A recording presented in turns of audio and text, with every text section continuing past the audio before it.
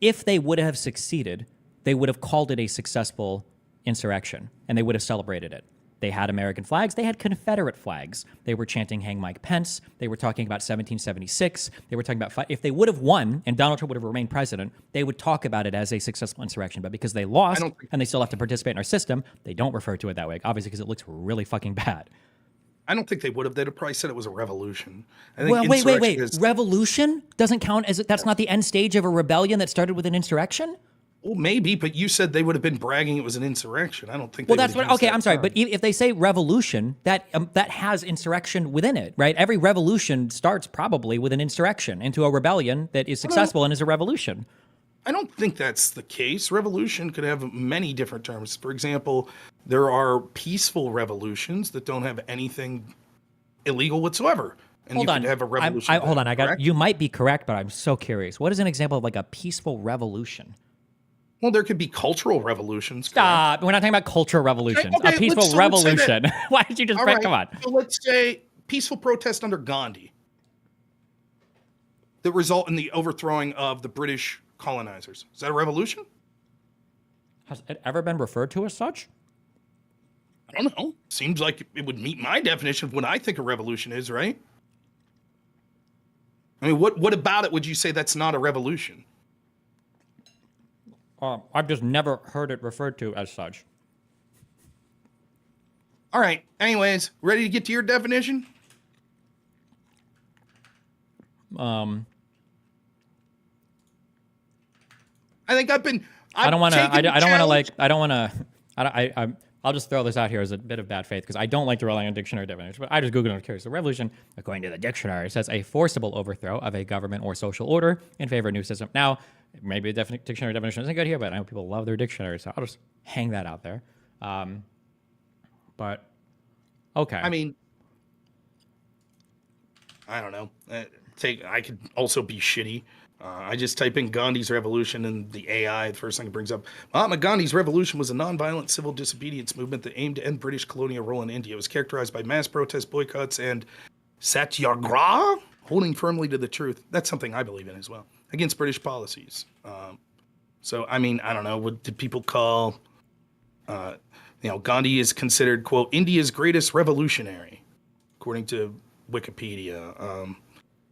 Nelson Mandela, I think it's called a revolutionary. Well, careful, because that would much more fit the traditional terms, because they use violence. Oh, you don't like Mandela, but no, you see what I'm saying. I didn't like Mandela. I'm just saying you can't compare Mandela to Gandhi. They actually used violence. Here we go. This will go right there with the Rittenhouse and the assassination clips. All right, you ready to get to your definition? Sure. Okay. What is the... Hold on, let me find my... Okay, I think I had 4 points for mine. I think one is you have an assemblage of people that are usually united for a common purpose. You've got... you're resisting, I guess, like the implementation or the execution of a particular law or interfering with the course of a government proceeding. You are doing this by way of force or intimidation, and it's for like a public purpose, like some kind of like public grievance or whatever, not to like protest like a particular like outcome of a particular court trial or something, I think. Okay, so let's focus on that fourth part first, because I think it's the most confusing, just so that we can both clear this up. Public purpose, like, so specifically when you were talking about earlier, like the police coming to arrest my uncle, that would not be public purpose, right? That's only privately purposeful to me because I'm just protecting some. That's not something that's, unless the intent of that was to say the police don't have the right to arrest people that X. Yeah, like if you were to form a militia to try to protect every single murder accuser or accused person of like trying to be arrested, then maybe that could be like for a public purpose. But if it's like a particular criminal conviction of a particular person or a particular arrest, I don't know. I don't think that historically that would have counted as like a public purpose. Okay. I don't think it would count as an insurrection. Just clearing that up to start, because I know that was, I think, listening to you previously, I think that was one area of difficulty that I didn't really understand. I talked to this hack left-wing lawyer I know, and he was kind of explaining it to me a little. Anyways, so I think in general, the problem with this definition, it is way too broad. Like way too broad, to the fact where I think thousands of things would be considered insurrection. So let's go through these one by one. Sure, let's go through one particular... Hold on. the way that we're going to do this, okay, because this is important, is we're going to wait. wait, hold on. You're going to bring up one, but we need to read and look at the facts of what happened, because that's more important than just a summary of it and then seeing if it fit, because the facts here are very important. So we can go through however many you want for as long as you want, but let me be clear that we're going to look these up. I'm not going to let you give me one sentence and then say, was that an insurrection? And then go to the next thing. We're going to look up the facts of what happened. Well, I'm not even interested in doing that right now. I thought that was the second part of this debate. When I said we're going to go through them one by one, I meant these 4 things. Oh, my bad. I thought you meant we were going to outlined. go through events one by one. My bad. No, Forget everything I just okay, said. Go ahead. right? So what you're saying is this definition says, in order for something to be an insurrection, these 4 criteria must be met. Yes. Now, is this necessary or sufficient? Elements. These are 4 elements, meaning all 4 are necessary. Okay, so is it sufficient? If all 4 of these elements are made, anything that meets all 4 of these are an insurrection. There's a name for this kind of incorporation in criminal law. I don't know what it's called, but no, it could be a different thing that's like further down the thing. Like, so for instance, rape has all of the elements in it that is included in like sexual assault, or murder has all of the elements in it generally that are included in like assault. But that doesn't mean that murder is assault or whatever. So like I would say that all 4 of these are elements of an insurrection, but they might also be like elements of a rebellion, which would be or a revolution, which are further stages of like an insurrection, I would say. So I think I would answer your question like yes, hesitantly, but I don't know where you're going with that, but so I'll say yes, yeah. Well, but wait a minute, because it seems like those were too contradictory. Because on the first hand, you said it seemed like you were saying, and obviously this isn't a gotcha, if you want to clarify, that's fine. It seemed like what you were saying the first half of that answer is, no, there are things that could meet all 4 of these criteria and they wouldn't be insurrections. But then it seemed in the latter half you were saying, well, no, there are things that could be beyond insurrection that meet all 4 of these things. So my question is, let me just be as clear as possible.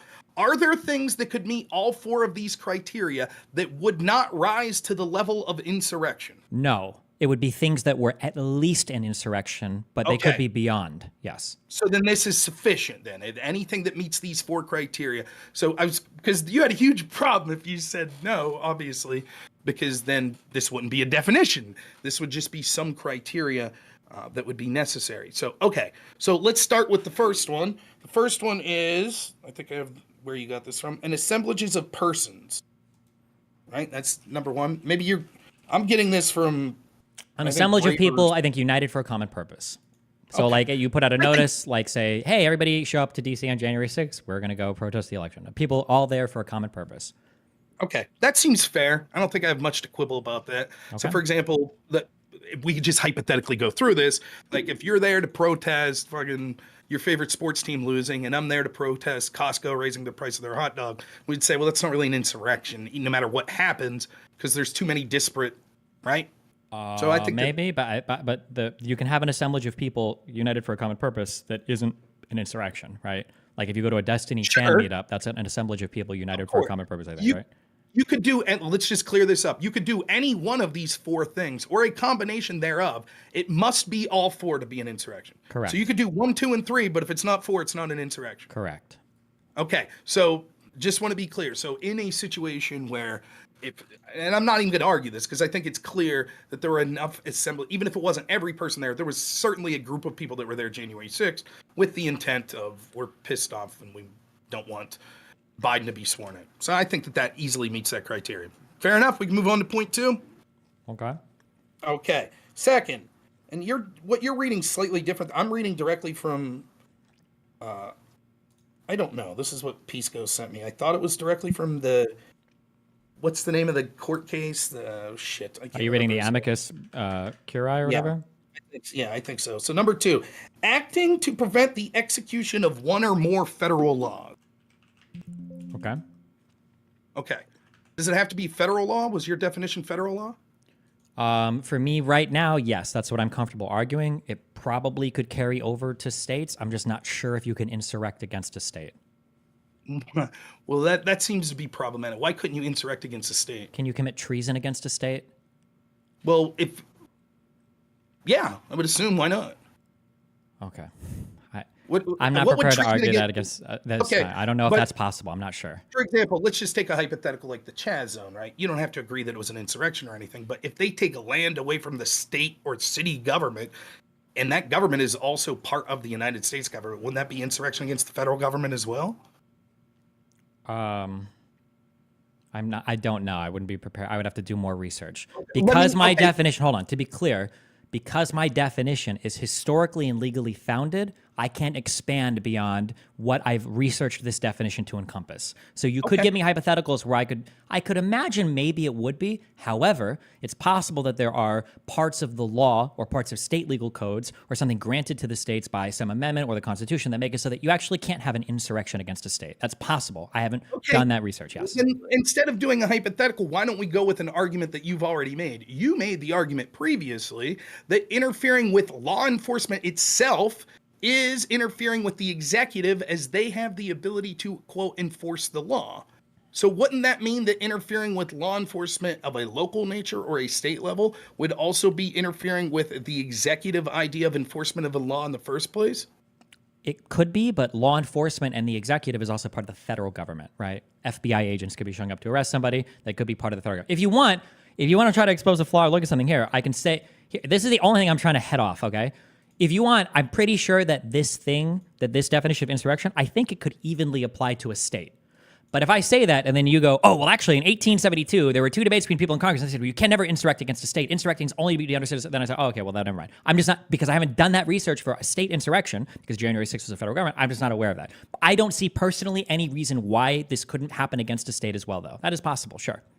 I will say that my very limited reading of this, which I'll admit is very limited, seems to suggest actually the opposite. It seems to suggest, particularly the authors that you're using, like Graeber or Bode and Paulson, seems that they're suggesting that the intent was that they were worried, particularly when they came to the Section 3 of the 14th Amendment, about people in the Civil War that would run for state office or insurrect against their state, like against the government of Tennessee or against the government of North Carolina. And there would be a new, governor there that was adherent to the Union and, the federal government, and they would insurrect against that person. So Wait. The fear is that another civil war would happen, right? Well, if you want me to read exactly what Bode and Paulson said, and I know you've cited them previously. Yes, and I read that entire paper, and I don't remember them saying that they worried about state elections. Bode and Paulson said, broad interpretation. They argue against the United States should be interpreted broadly to include insurrections against state governments. They point out that the text does not explicitly limit itself to federal insurrections, and that against the United States could be read to include actions against the constitutional order as a whole. Historical context. They provide evidence during the.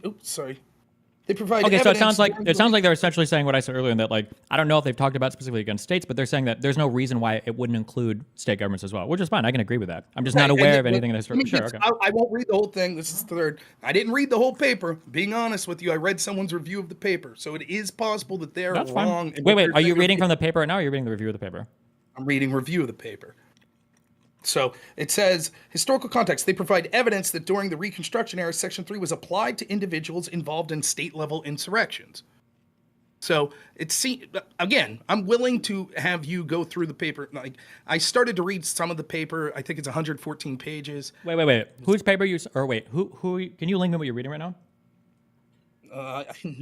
Believe it or not, no. I could send you a screen cap. I just took a picture. Or can you tell me who the author is, or tell me what this paper is? Yeah, it is The Sweep and Force of Section 3 by William Bode and Michael Stokes Paulson. Wait, I thought you were reading a review of that paper. Oh, yeah, I'm reading. So this was, let me see. I don't know. I only screen capped the article I was reading, so I don't know the exact article. So what happened was I talked to